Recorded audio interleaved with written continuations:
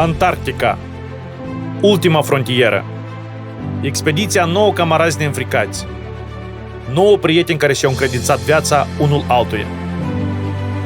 O călătorie spre necunoscut și în căutarea unor răspunsuri, testarea limitelor și descoperirea unei lumi noi. Prima expediție a conaționalilor noștri pe continentul înghețat, la capătul Pământului.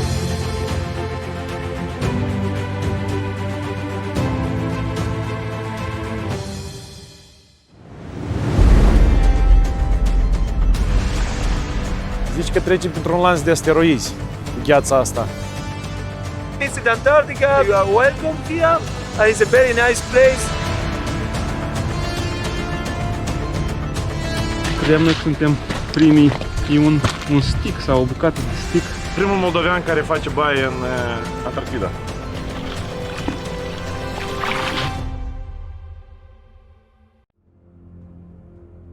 Astăzi, jurnalul de bord va fi mai scurt. Avem degetele înghețate după o zi aproape full petrecută pe punte, pe ghețar și pe țărm. Noaptea e tot mai albă și ghețarii tot mai mari. E doar zăpadă, ghețar și natură sălbatică. În sfârșit începe Antarctica adevărată, pură, rece, fără vase de croazieră și turiști. Barca noastră e înghețată. Avem o temperatură de vreo 0 grade, cu toate că aici pe punte sunt toate minus 5, minus 7, valuri mai mari. Bun, nu ca valurile de pe Drake, dar relativ mai mari ca în ultimele 2 zile. Velele le-am închis, sunt înghețate. Geometria și forma valurilor e infinit de diferită. Oboseala ne joacă festa. După o oră pe punte la minus grade și apa care curge peste tine din toate părțile, vezi ghețari deja peste tot. După 3 zile în Marea Weddell, a venit timpul să ne mișcăm mai departe. Mai avem cam o săptămână de navigație prin apele reci și după aia pornim spre casă. Următoarea noastră destinație e Deception Island și stațiunea științifică spaniolă, care ne-a propus hamon, salsa și, desigur, internet.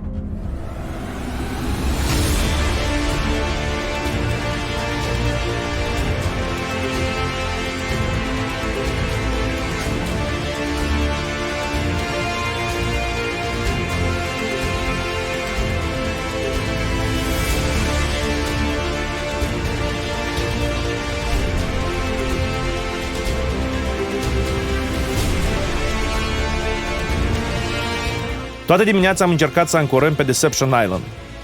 Intrarea în acest crater este foarte dificilă. Pe mijloc e un vârf subacvatic, care a distrus deja 2 corăbii, iar în 2007 aici a ieșuat un vas de croazieră norvegian cu 1000 de oameni la bord. Sunt ape perfide și trebuie să fim vigilenți. Aici, la capăt de lume, dacă rămâi fără barcă, nu prea ai cum să supraviețuiești. Ancorarea la Deception a fost foarte dificilă pentru că este o insulă vulcanică.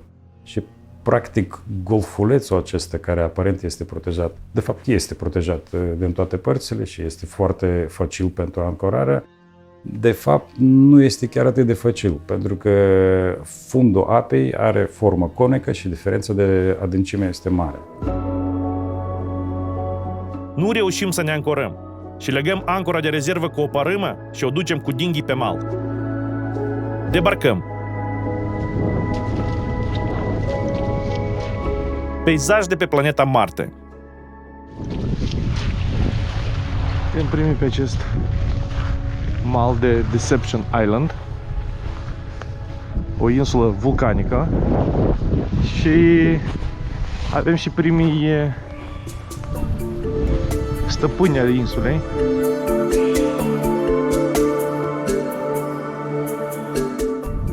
Nu putem să ne apropiem prea aproape pentru că astea sunt regulile.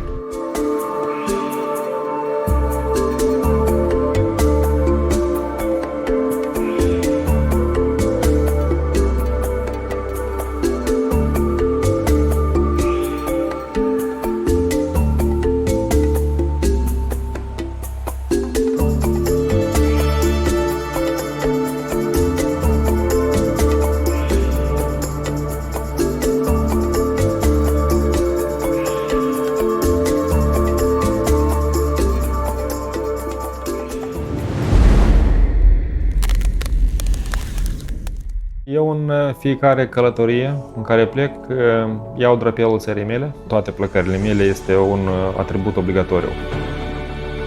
Drapelul iau, da, din mândrie, din patriotism, că totuși nouă, ca națiune, ne place să plângem, să ne jeluim, să zicem că suntem născuți nu în țara care trebuia să ne naștem, trebuie să facem mai mult și să arătăm oamenilor, pe de o parte, la ei noștri, născuți la noi în țara noastră, faptul că se poate de făcut lucruri extraordinare sau ieșite din comun și de către noi. Nu înseamnă că să trebuie să facă obligatoriu Statele Unite sau rușii sau mai nu știu cine, englezii și tot, putem să facem și noi lucrurile astea. Fiindcă totuși până acum pare acum simplu, dar totuși nu au fost nimeni până acum să strângă să fie tot echipajul format din români basarabeni.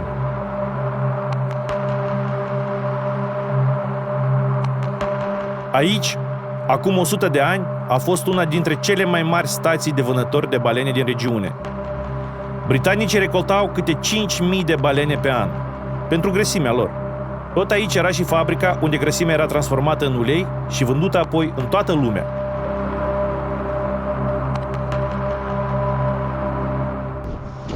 Și era un business destul de profitabil.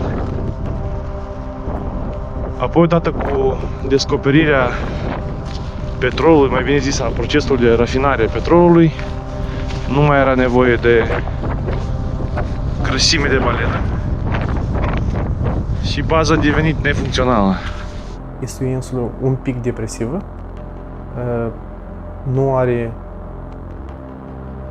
relief antarctic sau nu are ghețare antarctici. Este rocă vulcanică, un pic cu foste baze abandonate care îți dau o senzație de nesiguranță, de depresivitate. M-a impresionat faptul că noi ne aflam în craterul vulcanului, care nu chiar cu mult timp în urmă a erupt pe anumite locuri.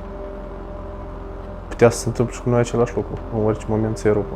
Ultima erupție a avut loc prin 1967, când toată apa de aici, din valea asta, unde vedeți, din laguna asta, unde vedeți bărcile noastre ancorate, pur și simplu clocotea. Deci a ajuns la 100 de grade Celsius și clocotea, distrugând câteva bărci care erau atunci ancorate aici și refăcând toată valea. Au fost mai multe erupții în secolul 20. Unele erupții chiar au fost dezastruoase, care au dus chiar la distrugerea unor baze care au fost aici de la bun început, o bază britanică, o bază spaniolă. Efectiv au fost trase de pe fața pământului. Este un loc infernal aici. Este un cimitir a balenelor. S-au distrus foarte multe balene, până la 5.000, 6.000 în sezonul de vară.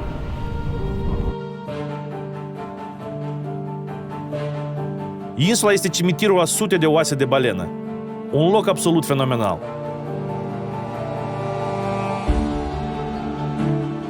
Era să descoper urmele unui trecut în care balenele practic au fost decimate, pentru că noi am fost în niște zone unde se mai păstrează urmele de fabrici, unde se topea grăsimea de balenă. Cimitirul ăsta improvizat aici, de 3 morminte, trezește niște retrăiri, să-i zic, niște reflexii mai mult despre ce înseamnă o viață de om. Da, un peisaj și frumos și sălbatic în același moment.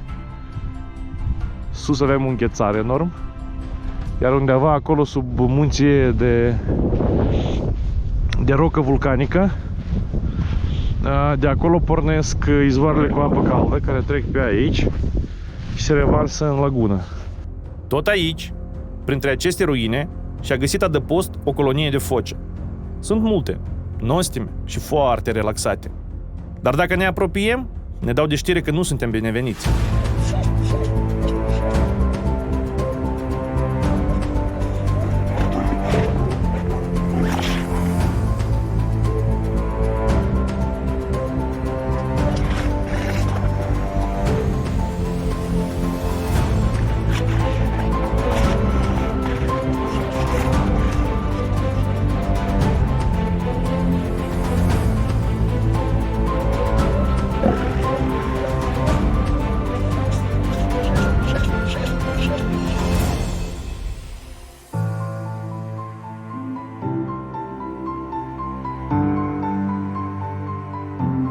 Uite așa un peisaj dezolant.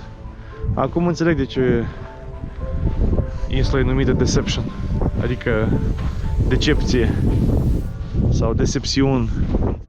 Aici e generatorul diesel, ce a mai rămas din el. Aici se producea energie electrică pentru toată așezarea. Iar aici pare a fi la fel o fostă clădire arsă, pentru că știm că a fost și un incendiu aici. Și după 100 de ani, podeaua e intactă. Se construia bine pe vremuri. Știm că a fost un incendiu și a murit chiar și un în acest incendiu. E un peisaj absolut fantastic. Zici că ești pe Marte sau pe o planetă din celebrul film Kinshasa. Mă ceartă păsările. Le-am venit în gospodărie.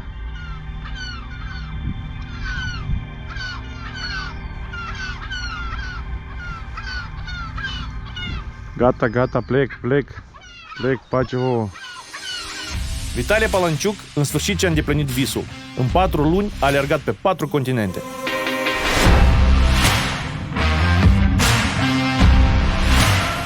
Vreo 8 luni în urmă, călătorind, am zis că vreau să alerg pe 4 continente de 4 ori de 10 km. Asta a fost 3 luni înainte de expediția noastră și când a apărut expediția am zis că ar fi foarte bine și relativ inedit să alerg și la Antarctida. Unica problemă pe care am întâlnit-o alergând în Deception erau focile. Alergând trebuia să traversez partea unde le aveau casa lor, unde erau casa cu și erau de 30 de foci. Deja se agitau și mă gândeam că la un moment dat nu pur și simplu o să fug, dar o să fug de foci. Sunt practic sigur că sunt primul moldovean care a alergat pe Deception Island, care a făcut un semi-maraton pe Deception Island. Nu e performanță sportivă, e mai mult o chestie motivațională pentru prietenii mei, pentru oamenii care mă urmăresc, de a încerca să alerge, încerca să fac mișcare și sport în orice locație.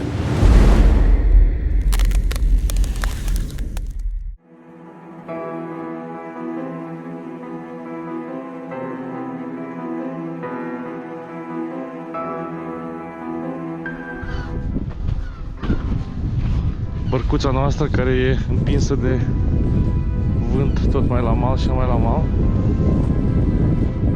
Suntem ancorați de țărm. Ne-am legat de țărm pentru că efectiv nu puteam arunca ancora aici. E nisip și nu se ține.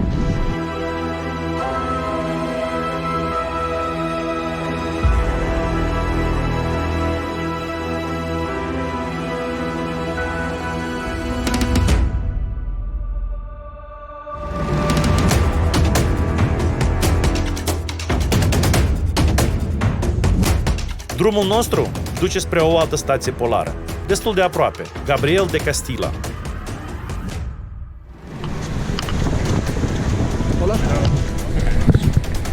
Baza spaniolă Gabriel de Castilla a fost deschisă în 1988 cu scopul de a cerceta vulcanii din zonă. Găzduiește acum 32 de oameni de științe din 3 țări. Spaniolii mai au încă o bază în Antarctica, dar una civilă. Gabriel de Castilla a fost un navigator spaniol și un explorator timpuriu al Antarcticii. Primul care a ajuns atât de departe în sudul rece. Echipa noastră din Moldova se simte probabil la fel ca exploratorul din Valencia. Mult m-a impresionat stația Gabriel de Castilla, prin faptul cât de modernă este stația. Este o stație de vară doar, echipată cel mai modern echipament. Aveau stații de reciclare, stații de ardere a deșeurilor, o bucătărie modernă, laboratoare moderne. Aveau un mini-spital dotat cu telemedicină, un laborator modern de cercetare, ceea ce în celelalte stații, din ce am văzut noi, sunt un pic mai vechi. This one is new. We are trying for the first time this vehicle here. It's an army vehicle. It's an army vehicle, but there are no army transmission. There Yes, are no yes, obviously weapons. Baza este de vară, iarna lucrează doar telemetria. Trimit date seismologice, analizele vremii și alte date direct la Madrid. Mica echipă este extraordinar de bine organizată, dotată și tehnologizată. Tot gunoiul se sortează. Ce e biologic se incinerează. Ce e plastic sau metal se întoarce pe continent. Deci aici se ard gunoaiele care nu pot fi puse pe mal. E un incinerator. Foarte fain. So all only the paper, the wood, and the mills that you don't eat is what we burn here. The temperature goes up to 800 degrees. So eventually, what you send to the air is almost anything. Yes. And then we take the ashes. We take them outside and we bring them to the continent. Grija pentru gunoi nu este o regulă impusă. Pentru acești oameni, tema ecologică este într-adevăr importantă. După ce am revenit din Antarctida, s-a schimbat și comportamentul meu. În primul rând, ceea ce ține de gunoiul care îl fac, de consumul care... Eu socot că noi foarte mult consumăm, foarte multe resurse de planeta asta. Omenirea este într-o goană a consumului care eu cred că încetișor noi să conștientizăm că este un exces, de fapt. Dar perioada de carantină legată de COVID sau ne-a arătat că planeta știe să se regenereze destul de repede. Deci important este să nu ne băgăm în procesele ei. Pe insulă sunt 2 antene satelit, una pentru ei, alta pentru scopuri militare. Au internet, Skype, Viber, dar din păcate nu au și GSM. Pe insulă sunt neașteptat de multe femei. We have workshops, we have storage. This is the gym, this one here, and we're going towards that one. That's the scientific building where we work, basically.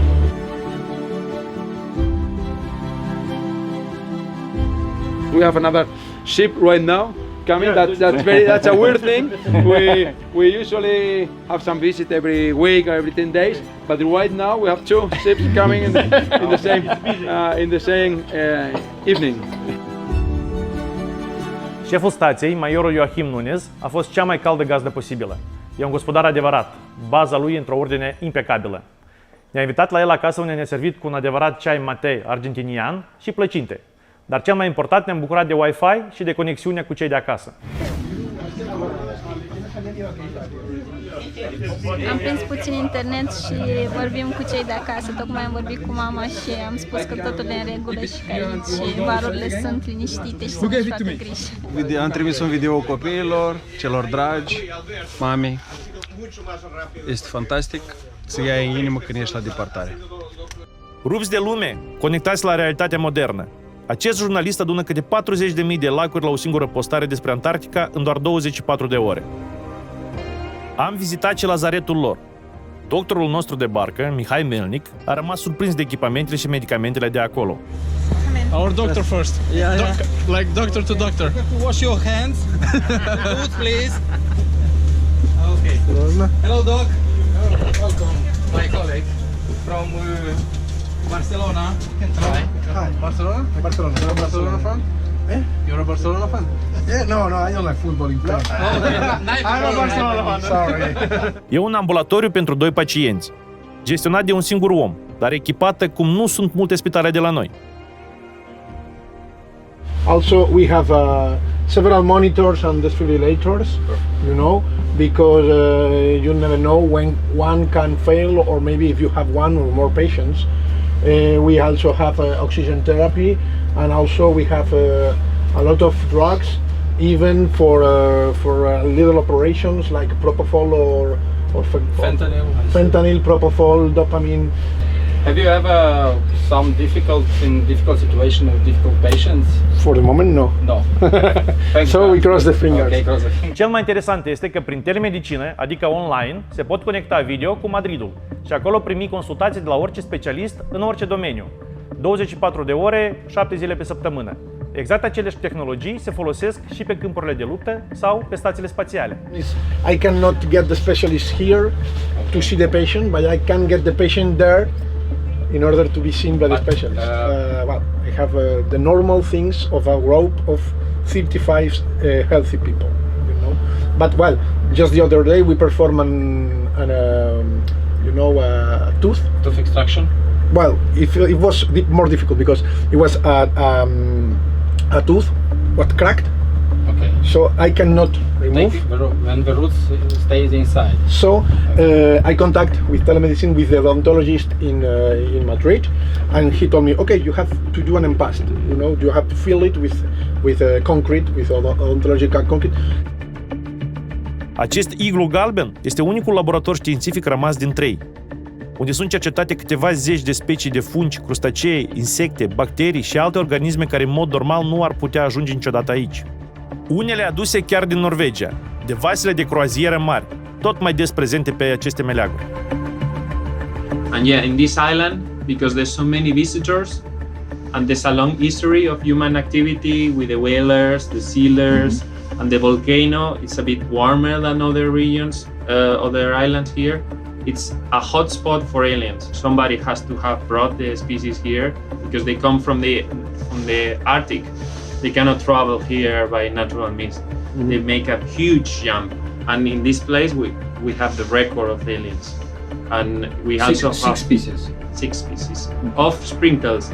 If we consider plants and mites, I think it was. Don't mind me, but I think it was 14 species, alien species, which is the total record for Antarctica. Dar nu cele 14 specii străine sunt îngrijorarea cea mare. Problema numărul 1 sunt schimbările climaterice. În speță, vasele mari de crozieră, care sunt adevărate orașe plutitoare pentru mii de oameni, care lasă în urma lor un volum enorm de gaze nocive, cu un conținut fabulos de plumb și metale grele.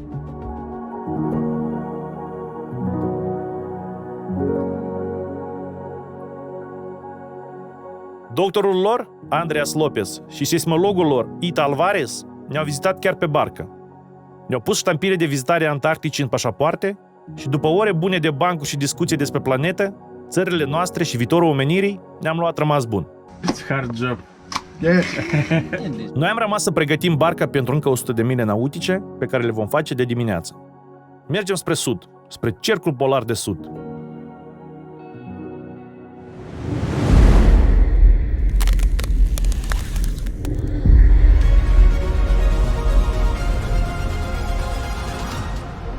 Un lucru extrem de rar, l-am filmat, va fi parte din filmul nostru. Am văzut o colonie de pinguini, cumva montani. În fiecare dimineață mă trezesc cu o senzație de ireal. Probabilitatea de avalanșă este destul de mare.